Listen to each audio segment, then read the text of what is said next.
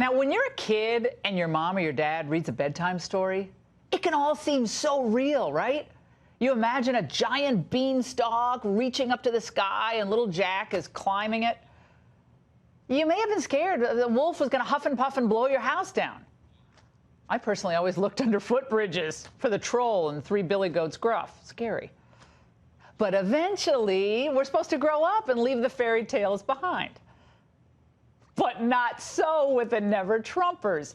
They are still clinging to their fantasy, to a Republican Party that no longer exists. And they think that if they hate the president enough, then they'll convince others to go along with their open borders, pro-China trade, pro-military interventionist outlook.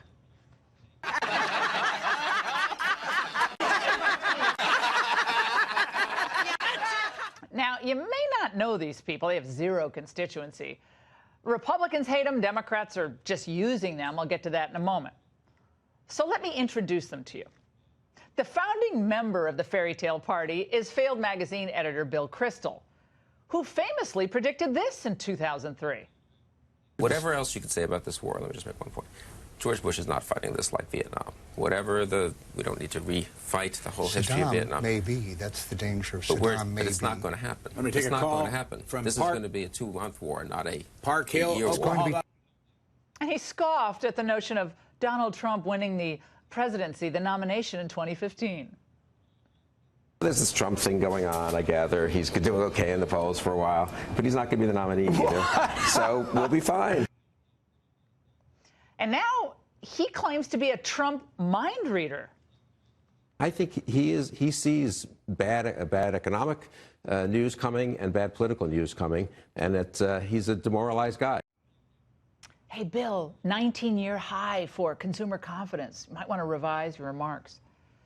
Well, in case you forgot, this is a guy who thought a National Review columnist could beat Donald Trump in the spring of 2016. He's going to do it all at the convention. It was going to be a big deal. Well, this was too much even for Mika Brzezinski to take. Bill Kristol has got to stop sort of, I'm trying to think of an uncrass way of saying this. Well, how about digging? He's been digging since Trump got into the hole. It's been wrong. Yeah. Sorry. Well, unfortunately, the war peddler didn't listen. He kept playing in this political land of make-believe. Maybe he makes money there. And then there's Kristol's buddy, Bret Stephens, the sullen neocon op-ed writer for the New York Times.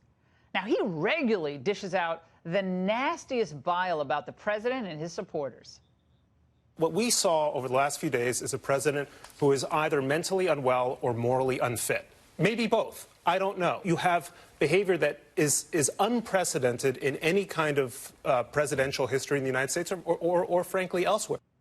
But Stephens himself, a pillar of stability, well, he's like a little flimsy balloon. He pops the second he gets a little pinprick on Twitter. Yesterday, a professor at George Washington University described me as a bedbug or a metaphorical bedbug. So I wrote him a personal email. I didn't go to Twitter. I also copied his provost on the note. People are upset about this. I want to be clear. I had no intention whatsoever to get him in any kind of professional trouble, but managers should be aware of the way in which their people, their professors or journalists, interact with the rest of the world. Who died and made him head of human resources? What a goofball. Hey, Brett, stop lying. If you didn't want to get the guy in trouble at work, you wouldn't have CC'd the provost. Simple as that. And have you ever heard of this woman?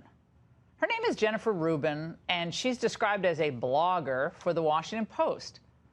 Now, every syllable out of her mouth oozes contempt toward President Trump and many of you watching. And now this woman of meager accomplishment wants us all to be banished, altogether banished from public life. What we should be doing is shunning these people. Shunning, shaming these people is a statement of moral indignation that these people are not fit for polite society. We have to collectively, in essence, burn down the Republican Party. We have to level them, because if there are survivors, if there are people who weather this storm, they will do it again. Now, her talk of burning it down and urging that potential survivors be eliminated, and Trump's rhetoric, That's the problem? That incites violence? It's a shameful. But one of my favorite characters in the Never Trump nonfiction series is this fellow named Max Boot, who kind of bears, in the forehead at least, an uncanny resemblance to Max Headroom. Which one's cuter? Now, before Trump got elected, he kind of just seemed like another kind of goofy neocon huckster whose calendar was stuck in the year 2004. But Boot claims, quote, the GOP has suffered a complete moral and intellectual collapse. Well, by smearing everyone whose skin happens to be white who voted for Trump, Boot calls them, well, a bunch of white supremacists.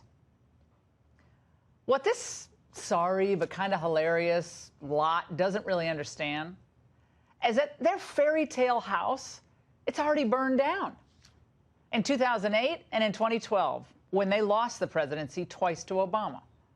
Then Trump comes in and he builds a new party that drew in people from the Obama camp, voted for him the first time, people who hadn't voted for a while.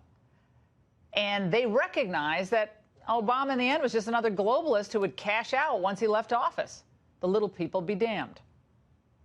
But the Never Trump fantasy, I was thinking about it today, it's kind of like a bad romance novel, but without any of the hunky characters. You just want it to be over. And that's the angle.